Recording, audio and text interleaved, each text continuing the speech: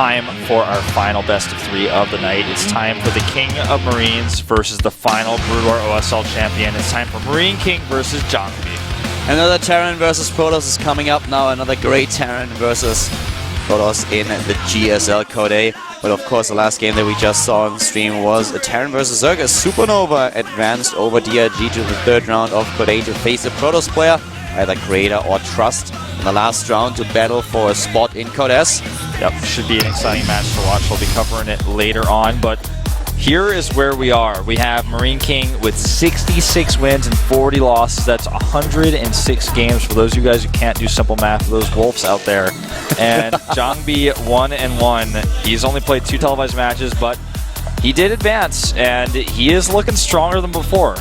He looked really strong in his last match. I liked his performance against Bial quite a bit, and keep in mind that he also won the Korea qualifier bracket that he participated in, which was also pretty stacked. So jangbi, a very good player, and MarineKing, of course, I would say the fan favorite here, but this is going to be quite the close match. Both with the same hair color, by the way. I'm not quite sure why I picked up on that, but... the lighting here making MarineKings look much brighter. You think? Well, you know, it's... I probably would say that is exactly the same color. They probably go to the same hairstylist. I think MarineKing is just a little bit brighter on that. I just think that's lights. It could be. Well, jangbi is asking MarineKing to let him take a quick 2-0 because he wants to get out of here pretty fast.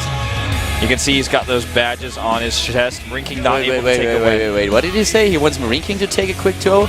Yes. They always do that. Always this be gentle with me, and then they completely screw the other guy. I don't know. It's all just fake talk, man. Yeah, I guess so. Well, guys, this game is going to be great. This is what most of you are waiting for. jangbi is up against MarineKing. We have our last best of 3 for the day here at the GSL Korea, the WCS Challenger League Korea, Terran versus Protoss. Brought to you by Carl and Wolf.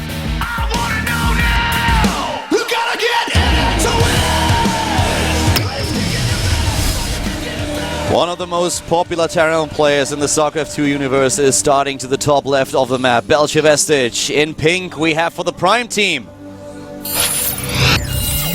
MarineKing Prime. The man with the red rims. There those red rims are. He's got a little bit of a hair sticking up on the top of his head. 19 years old. His opponent starts to the bottom right. 24 years of age. The Protoss player in orange. Yes. Samsung-kan jangbi. jangbi with a 2-1 victory over Bial in the first round of Korea. We had MarineKing face San. Was barely able to defeat him with a 2-1. Now he finds himself in another Terran versus Protoss. And jangbi, of course, studied those games. Yeah, absolutely so. jangbi goes for a gateway opening rather than going for a Nexus first. MarineKing, on the other hand, looks like he is definitely planning on going for that CC first. jangbi was able to win his Korea qualifier bracket. His final match was against Snow, who he took out with a 2-0. He also faced another Terran player in his first round, aka Destiny Plan. Not quite sure who that is. But those replays are not available to MarineKing, so MarineKing does not have too much to go on here. The only VODs that he can really rely on are those where jangbi played against the Terran player at Pro League. Yeah. There's quite a few of those VODs out there, and he can hear rumors of how jangbi plays. That's what he can only rely on, but this is much easier for jangbi by far. Yeah, that's...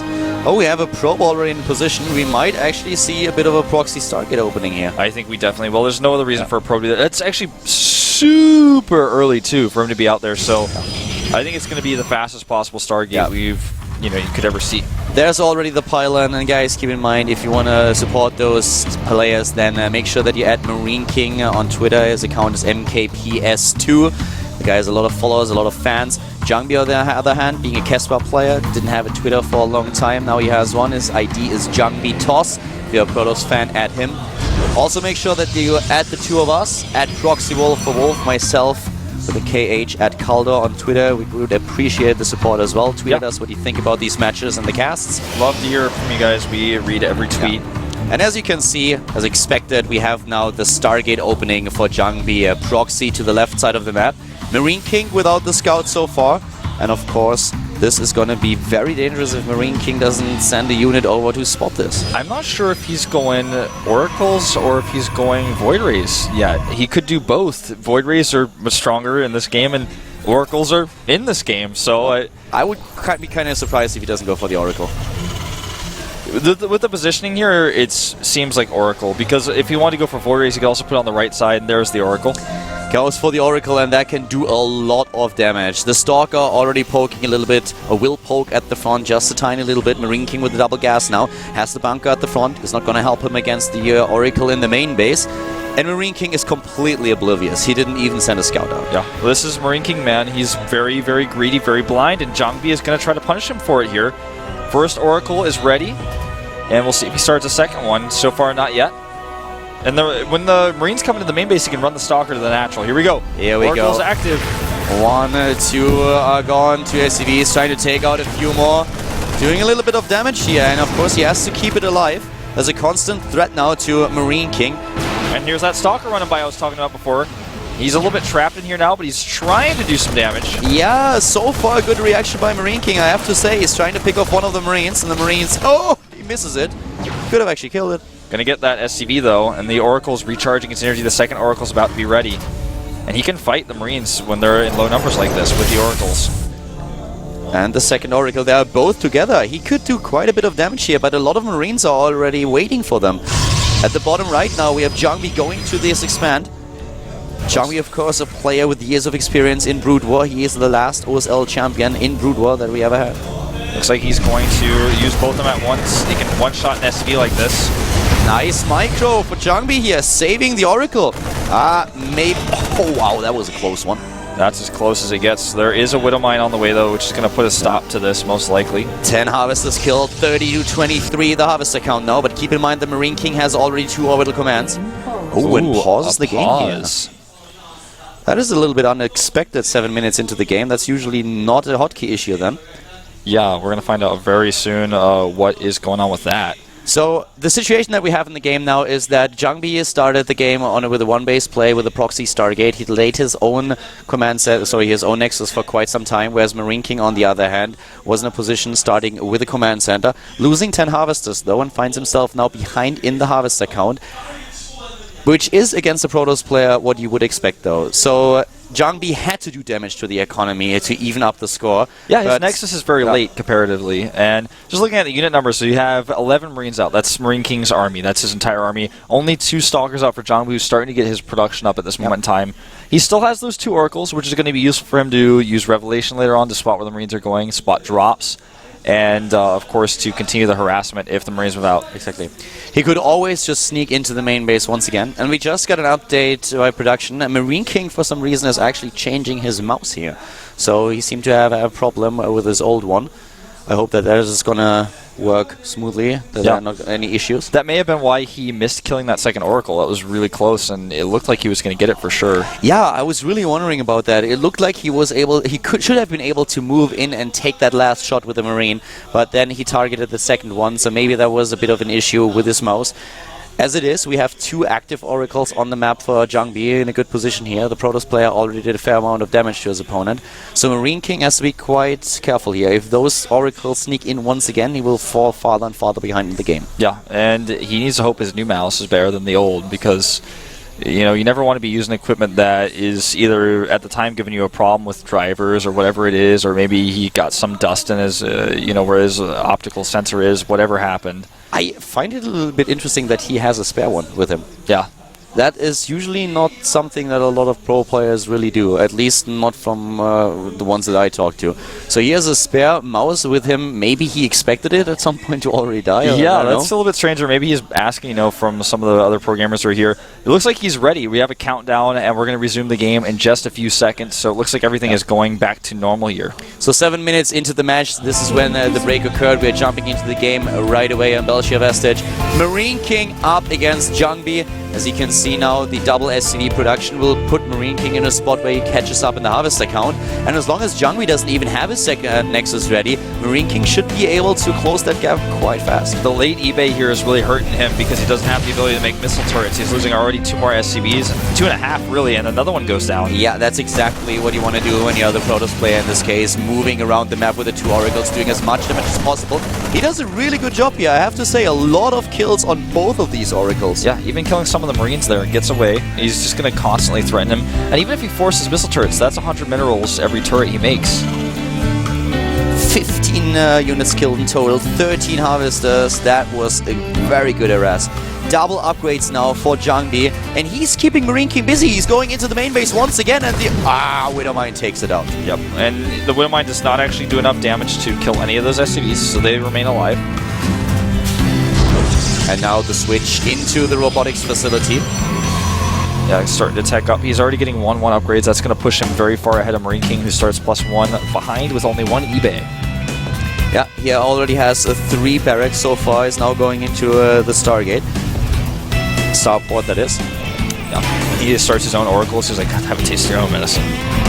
So in this situation right now, we have the upgrades, of course, giving jangbi a little bit of a lead here. Is chrono boosting them and going into the tech switch towards the robotics, whereas MarineKing is now starting with his first medivac. So he wants to go for the drop play, wants to start to be aggressive and to harass. That's always the time when the Terran player gets the first medivacs out, when you have to be very careful as a Protoss. If he doesn't do a lot of damage with his medivacs here, I already see the future of this game. I think we're just going to see one of those very clear-cut SCV pull attacks, maybe on 3 commands or maybe on 2, because he's going to realize his tech is in an uncomfortable place. He's also playing against insanely good upgrades for jangbi. He needs to do damage now with these medivacs. jangbi sees the exact timing when the medivacs come out with this hallucination. Hallucination is so strong right now. Yeah, it's a great spell for the Protoss player to see what's coming.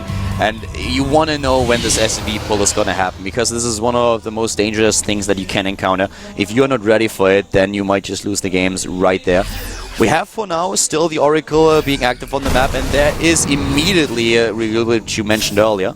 Yeah, that's one of the great things you can do with Oracles. So he knows exactly where everything is. He even sees that Widowmine, of course. Takes out the Widowmine. Here come the Marines with a stim, just ready in time. No combat shield though. Really good control here by MarineKing, running right through those force fields. But you know what? Every stim counts with no combat shield, like you said. And suddenly the force fields are there. A great trap, well set up by jangbi, forcing MarineKing back. And that was a good defense by the Protoss player here. The last force field was exactly what he needed. Fairly even trade, but remember the upgrade's getting better and better for jangbi all the time. He's going into charge now. And the Oracle is still persisting around here, trying to do a little bit more. He's going to try to go for some SCVs, building barracks, looks like, which will actually slow down the powering of MarineKing here. These Oracles are just so awesome for jangbi. He does so much damage with them. He delays those production facilities that you talked about earlier, and he's now in a position where he can do damage. He's still aware that there is the Widowmine. The Oracle dies in the end, but still, that was a lot of damage done. Yeah, gets some extra scouting that MarineKing is going into those. I'm going to check really quick and make sure he saw the command center, because I'm pretty sure he did. No, he did not. He barely did not see the 3rd command center. So now he could be thinking, oh, he's maybe not taking the 3rd. I've got to be a little bit careful here. The upgrades for jangbi are great. He's heading straight into the +2/+2. He's chrono boosting them as well. So going into the Templar Archive now, we have him with the first Archon already morphing. He is in a great position here, going for charge, +2/+2. He can go for Storm. Yeah. This pylon is going to spot everything. Well, MarineKing spots it and shows. Yeah. And MarineKing goes into Armory and the 2nd Engineering Bay. It doesn't look like he's going to pull those SUVs anytime soon. Yeah, he's definitely going to be trying to play at least into a little bit more of the mid-game here. That Marine runs for his life and gets to keep it, at least for now. jangbi is a little bit behind the overall supply, but he has much better upgrades. MarineKing just about to finish his own 1-1, whereas jangbi is already on 2-2. jangbi, it looks like he wants to hit a timing with his Archons, Charge Zealots, and 2-2. He's not going to make a 3rd base. He stopped pro production for a really long time. He's powered up now in total. He has 7 gateways only. I thought he had a little bit more than that. Charge Zealots and Archons moving in with +2/+2, trying to set those force fields trap. A fail field at first, but maybe he can get those up now. Huge warp-ins here for jangbi. This is a great timing with 2-2. There's not a lot of bunkers. The Archons do a great AoE from the back as well, but MarineKing just has too many medevacs, and the Archons, yeah, they connected well with the SCVs, but not with the actual army. MarineKing had a lot of units in position. A great concave here too. He's a little bit reluctant to commit to this attack, but I feel that he has enough units to push through there. He's just going to wait. He's going to take a third base. He knows the medevac count is a little bit high. He needs a few more Archons if he wants to continue the attack.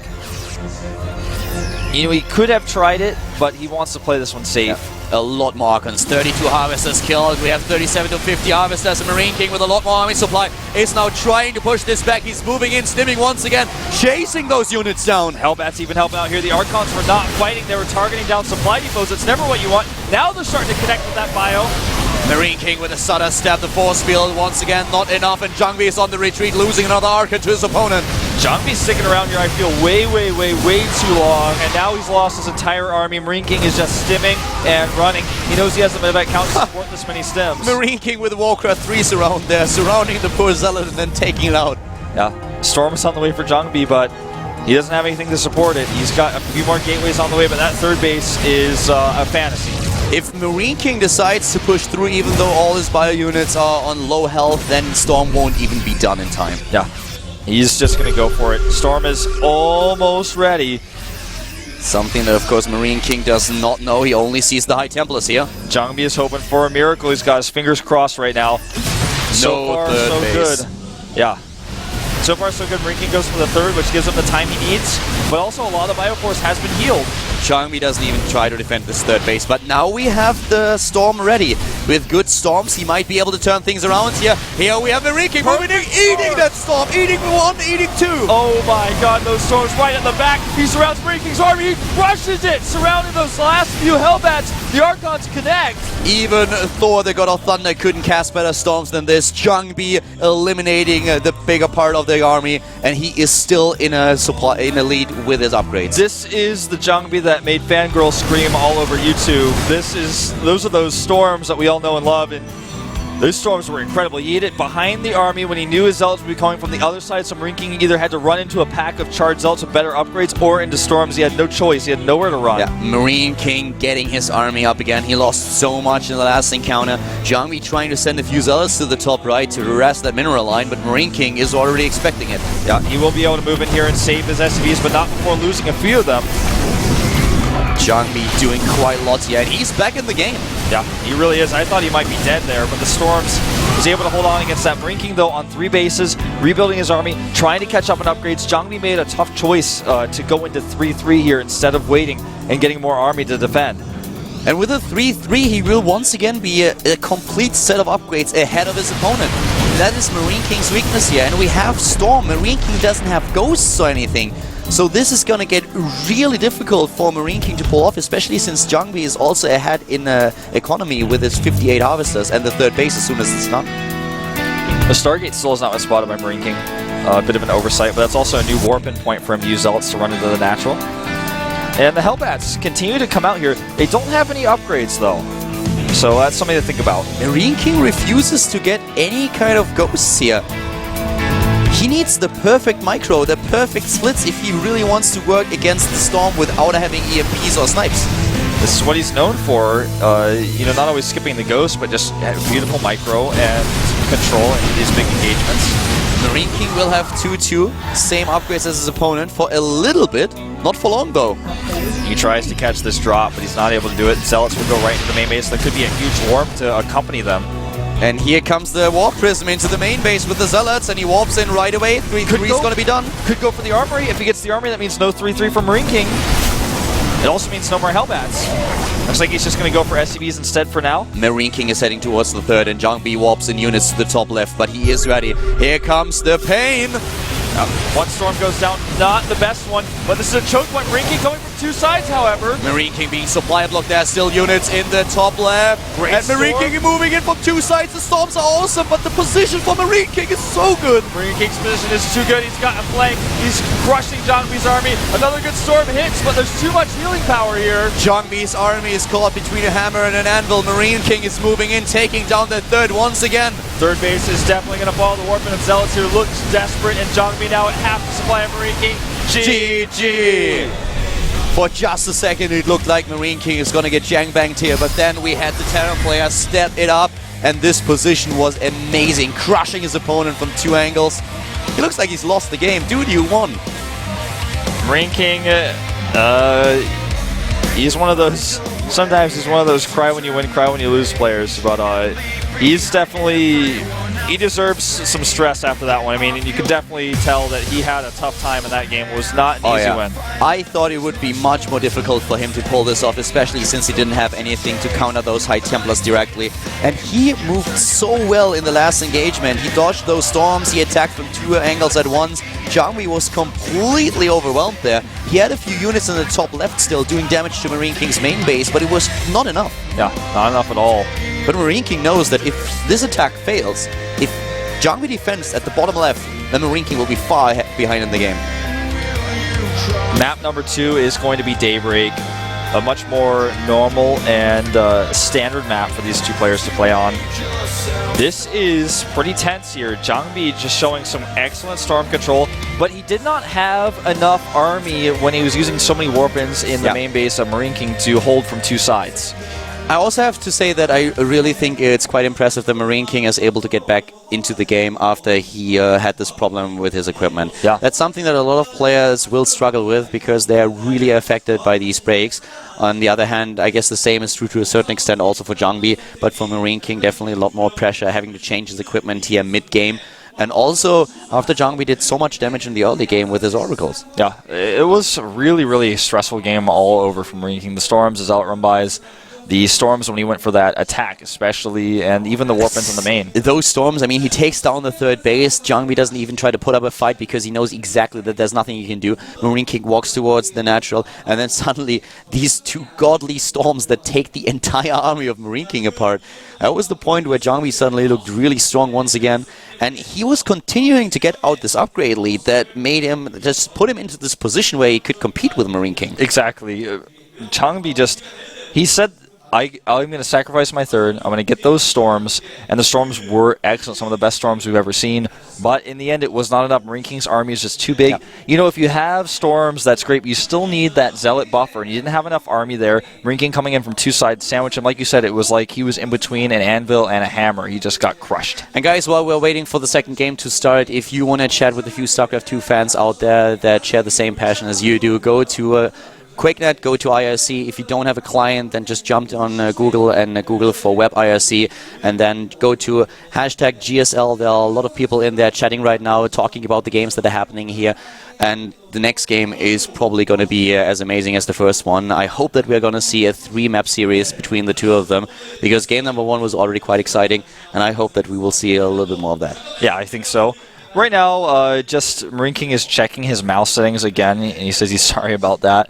But he just wants to make sure everything is good going into the second game, doesn't want to have to force any more pauses or any sort of delays. One thing to keep in mind here is that whoever wins this series will be up against Live in the last round. So that is going to be very, very difficult to pull off. Live in the group of death placed third, so he was not able to get out there, but it was a quite incredible series that he played. Once again, twice against Parting, winning in the first round, but then losing in the second, the same as last season or the season before, so that is very annoying for Live. But this is such a stacked bracket, you know, it just goes from one end to the next. You know, every single time when I see a player from the caliber of Live lose in Codes, they are just two hearts beating in my chest. The one is like, oh, Live, why? And the other one is like, yes, I'm going to cast him. Exactly. Well, let's go into game number 2 on Daybreak. MarineKing versus jangbi here at the GSL Korea.